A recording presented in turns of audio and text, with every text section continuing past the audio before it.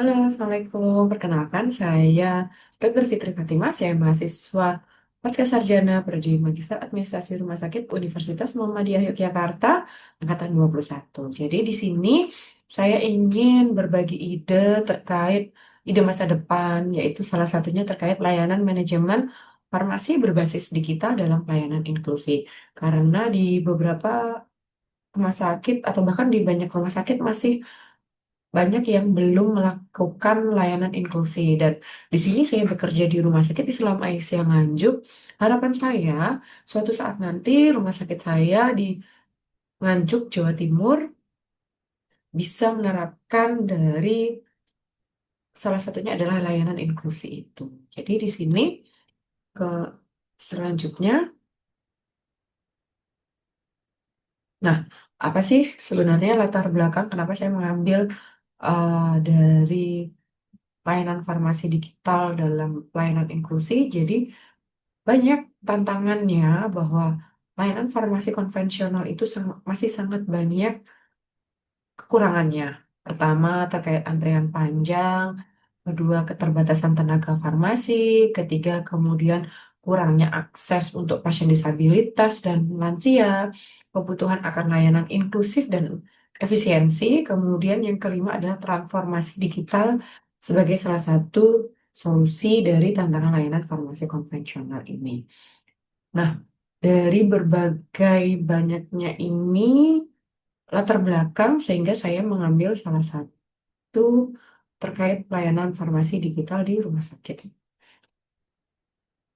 Kita next ya.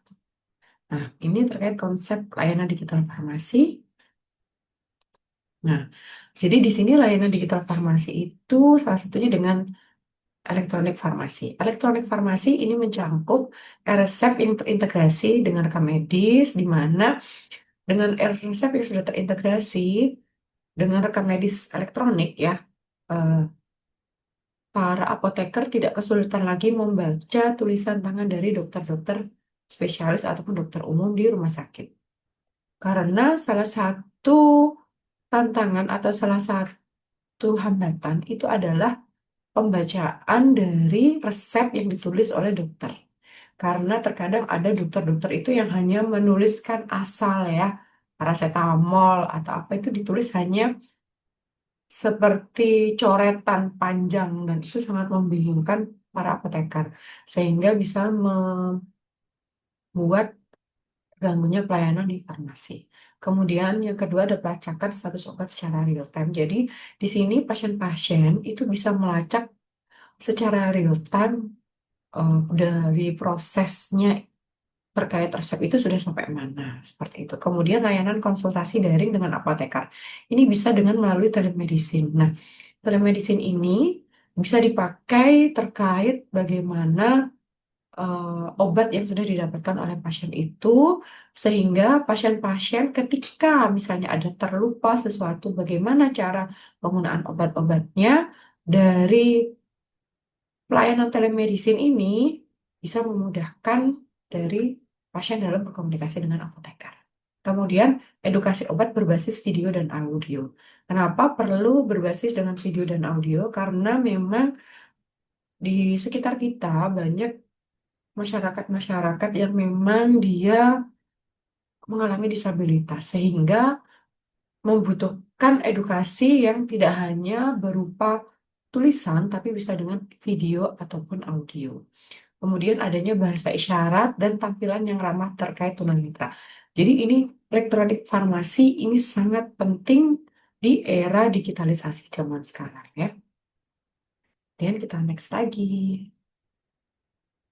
Nah, layanan inklusif. Tadi saya sudah jelaskan ya yang layanan inklusif. Nah, layanan inklusif itu adalah pendekatan pelayanan kesehatan yang mengakomodasi semua kebutuhan kelompok pasien tanpa adanya diskriminasi, termasuk mereka yang memiliki keterbatasan fisik, mental, ekonomi, bahasa, budaya, usia, dan kondisi sosial tertentu.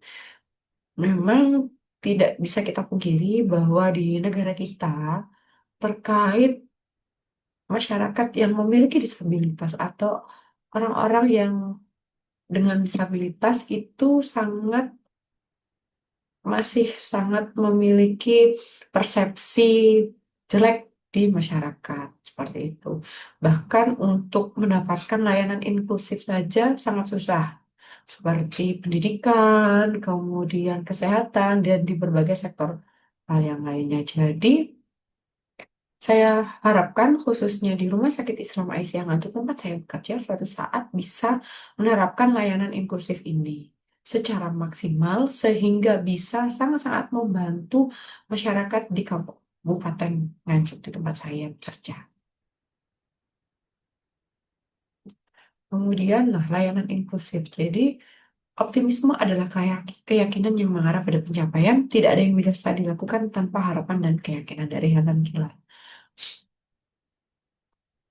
Nah, untuk layanan inklusif yang pertama, sistem ramah disabilitas visual. Karena kita tidak untuk disabilitas itu sendiri juga terdiri dari berbagai macam disabilitas. Ada yang dia tuna rungu, tunanetra, kemudian ada yang memang tidak bisa melakukan aktivitas secara normal, harus membutuhkan bantuan berupa kursi roda atau alat untuk menopang tubuh seperti itu. Jadi sistem-sistem yang dibuat di farmasi itu harus yang dia memang ramah akan disabilitas, seluruh disabilitas. Yang pertama, terkait disabilitas visual, telemedicine dengan text to speech. Ya, jadi orang-orang yang memang terdapat gangguan di bagian visual, jadi bisa dengan text to speech. Jadi seperti kita memberikan video, audio seperti itu ya. Walaupun memang disabilitas visual, tapi dengan deskripsi dari audio itu masyarakat masih bisa untuk memakai suatu aplikasi seperti itu. Yang kedua, akses untuk pasien dengan tunarungu, di mana video edukasi ini dengan adanya penerjemah, penerjemah di sini seperti terjemahan kata-kata di dalam video tersebut. Kemudian ada aplikasi yang bisa menggunakan dengan bahasa isyarat. Ketiga, tatap muka antar ramah antar lansia. Jadi bisa melalui telemedicine di mana aplikasi yang dipakai untuk melakukan telemedicine itu dilengkapi dengan huruf yang besar, kemudian cara pemakaian yang sederhana karena kita tahu bahwa untuk lansia itu pasti banyak hambatannya. Kemudian yang keempat bisa dengan melalui pengantaran obat langsung ke rumah atau home delivery. Nah, manfaat layanan farmasi berbasis digital dalam layanan inklusi itu apa? Yang pertama, kita bisa meningkatkan aksesibilitas bagi seluruh pasien. Bagi pasien yang memang kesulitan dalam jarak tempuh, kemudian dalam aktivitasnya seperti memakai kursi roda, kemudian memakai harus bed rest setiap harinya, setiap saat, itu dengan layanan farmasi berbasis digital diikuti dengan telemedicine dengan dokter, spesialis, dokter umum, apoteker, kemudian dengan laboratorium yang nantinya akan mengambil darah ke pasien, ke rumah, atau home service seperti itu sangat membuat pasien itu senang dengan kita bisa meningkatkan aksesibilitas bagi seluruh pasien. Yang kedua, mempercepat dan mempermudah proses pelayanan. Jadi, pasien tidak perlu untuk antri di loket farmasi untuk mendapatkan obat. Jadi hanya bisa tinggal menyampaikan bahwa, oh saya mau obat ini diantar ke rumah. Itu sangat mempermudah. Kemudian kita bisa juga dengan mempermudahnya ini dari aplikasi-aplikasi farmasi. Kita bisa mengecek secara real time, oh obat kita sudah sampai mana prosesnya, seperti itu. Kemudian yang ketiga manfaatnya adalah bisa meminimalkan kesalahan pemberian obat.